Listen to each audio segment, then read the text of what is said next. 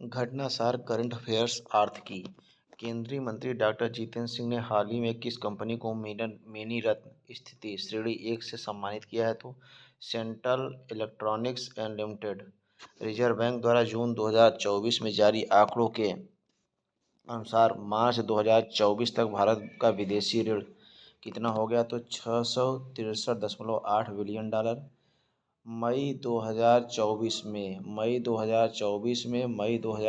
में Indian international bullion exchange (IIBX) में trading कम clearing TCM सदस्य बनने वाला पहला बैंक बना है, तो यह आपका स्टेट बैंक ऑफ इंडिया हो जाएगा। IBX भारत का पहला बुलियन एक्सचेंज है। IBX भारत का पहला बुलियन एक्सचेंज है, जिसे 2022 में गुजरात के गिफ्ट सिटी में लॉन्च किया गया था। जून 2024 में विश्व बैंक द्वारा जारी रिपोर्ट में वर्ष 2025 में भारत की विकास दर कितने प्रतिशत रहने का अनुमान लगाया गया है? तो यह 6.6% हो जाएगा। वित्तीय वर्ष 2023-24 में भारत को सर्वाधिक FDI किस देश से प्राप्त हुआ? तो यह आपका सिंगापुर हो जाएगा। वह नियो बैंकिंग स्टार्टअप जिसे हाल ही में RBI द्वारा मोबाइल वॉलेट लाइसेंस प्रदान किया गया, तो यह आपका हो जाएगा जुपिटर। 4 मार्च 2024 को कहां पर स्टेनलेस स्टील क्षेत्र में भारत के पहले हरित ग्रीन हाइड्रोजन संयंत्र का उद्घाटन किया गया? तो हिसार, हरियाणा में। हाल ही में किस संस्थान ने best conduct of business regulator का पुरस्कार जीता है? तो यह सेबी हो जाएगा। मोदी 3.0 के तहत हाल ही में प्रधानमंत्री आवास योजना के तहत कितने आवास के निर्माण की घोषणा की गई? तो लगभग 3 करोड़ आवास के निर्माण की घोषणा की गई है। वर्ष 2015 में शुरू की गई इस योजना के तहत 10 वर्षों में कुल 4.21 करोड़ मकानों का निर्माण किया जाएगा। जून 2024 में किस कंपनी में सूचीबद्ध रक्षा शेयरों पर केंद्रित भारत का पहला इंडेक्स फंड प्रस्तुत किया गया? Motilal Oswal asset management company limited में। हाल ही में मर्सर के द्वारा जारी रिपोर्ट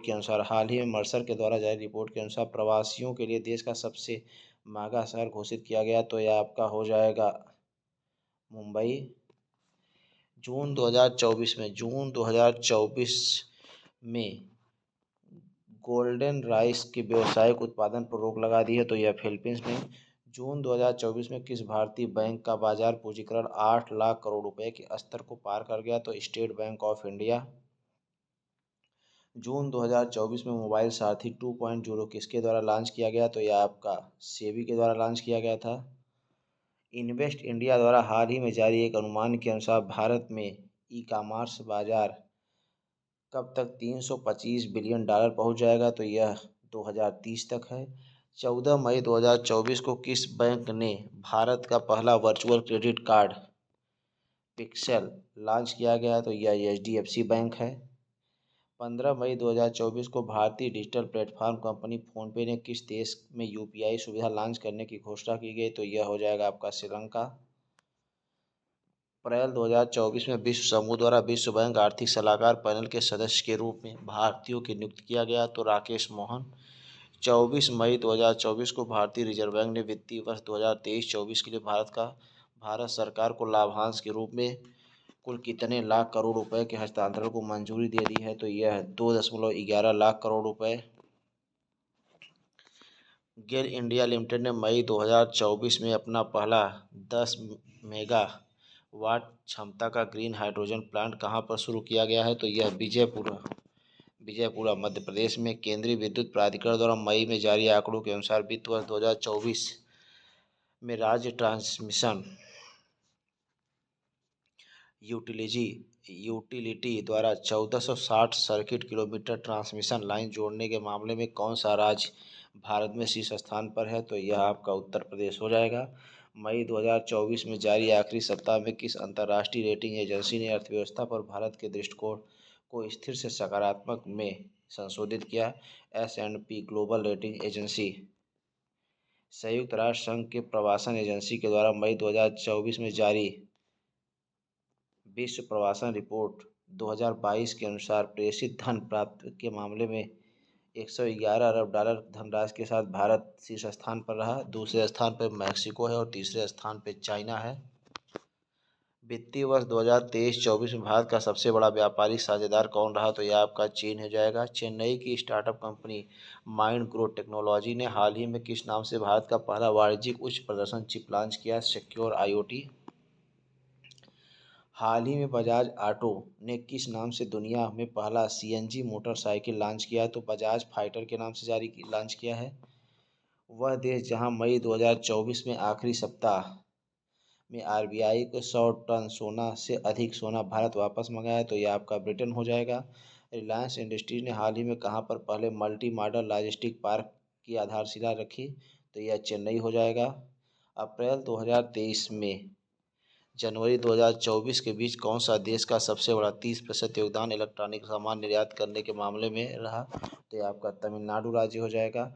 हाल ही में भारत का कौन सा बंदरगाह वित्तीय वर्ष 2023-24 में भारत का शीर्ष कार्गो हैंडलिंग बंदरगाह के रूप में उभरा? तो यह पारादीप बंदरगाह पूर्वी तट पर उड़ीसा। जून 2024 में प्रस्तुत रिपोर्ट के अनुसार आरबीआई के बैलेंस शीट का आकार मार्च 2024 तक 11.08% बढ़कर कितने लाख करोड़ रुपए का हो गया? तो 70.47 लाख करोड़ रुपए। अंतर्राष्ट्रीय श्रम संगठन आईएलओ द्वारा 2024 के लिए अद्यतन वैश्विक बेरोजगारी दर अनुमान क्या है? तो यह 4.9% है। अप्रैल 2024 में वित्त मंत्रालय द्वारा किस क्षेत्र को अधिकृत आर्थिक संचालन एईओ का दर्जा दिया गया है? तो यह रत्न और आभूषण क्षेत्र को। एईओ का दर्जा मिलने के बाद आयात निर्यात प्रक्रिया सरल हो जाती है, क्योंकि कार्गो रिलीज का समय कम हो जाता है। साथ ही बैंक गारंटी में 50% तक कमी आ जाती है। भारत सरकार के विद्युत मंत्रालय द्वारा 20 मार्च 2024 को किसी मिनी रत्न श्रेणी एक कंपनी का दर्जा प्रदान किया गया है? तो grid controller of India limited, grid India. April 2024 में चाइना मोबाइल को मोबाइल डेटा ट्रैफिक के मामले में पीछे छोड़ते हुए दुनिया की सबसे बड़ी उपभोक्ता कंपनी बनी, तो रिलायंस जियो। अप्रैल 2024 में भारत निर्मित इलेक्ट्रॉनिक वाहनों ईवी का निर्यात करने वाली पहली बहुराष्ट्रीय कंपनी फ्रांसीसी कार निर्माता कंपनी सिट्रोन।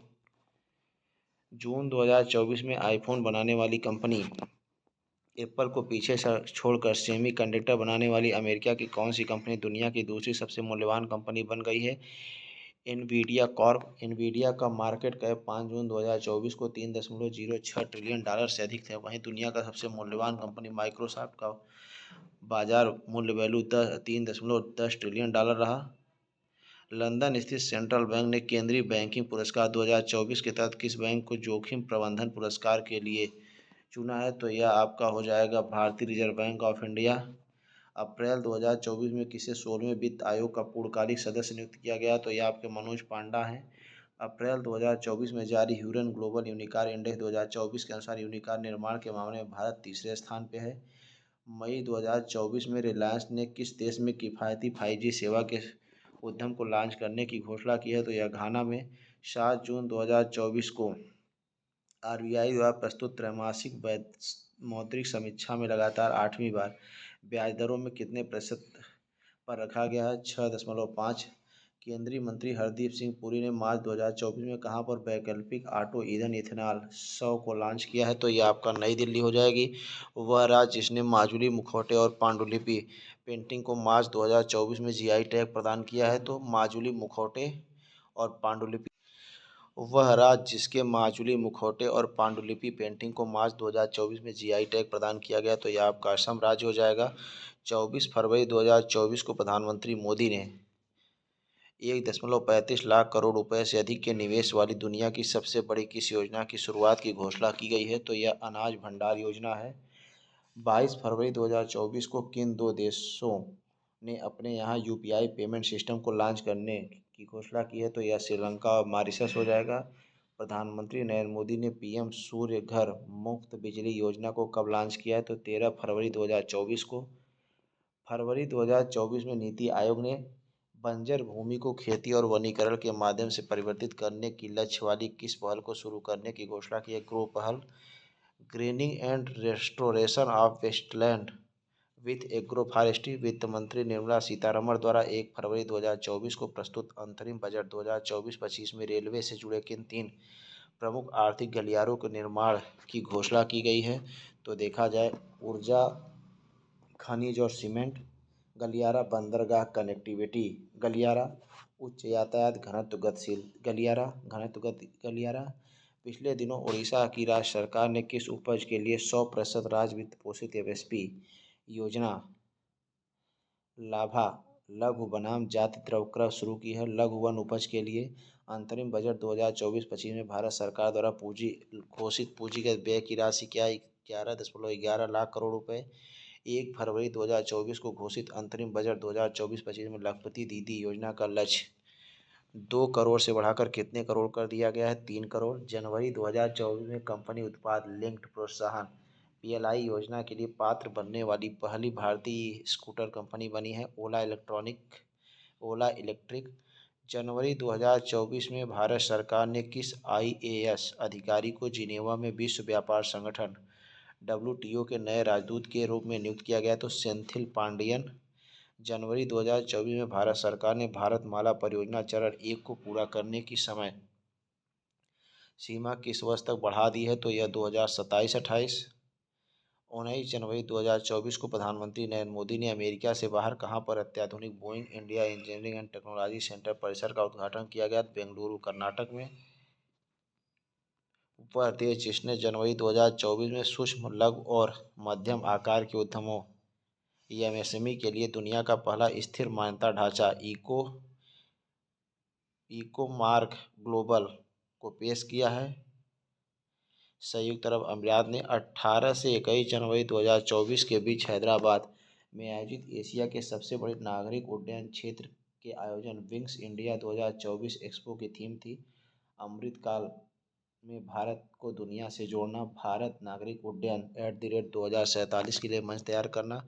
हाल ही में कौन सी भारतीय फर्म ISO 27001 2022 प्रमाणन प्राप्त करने वाली पहली कंपनी बन गई है? तो हल्दिया पेट्रोकेमिकल्स।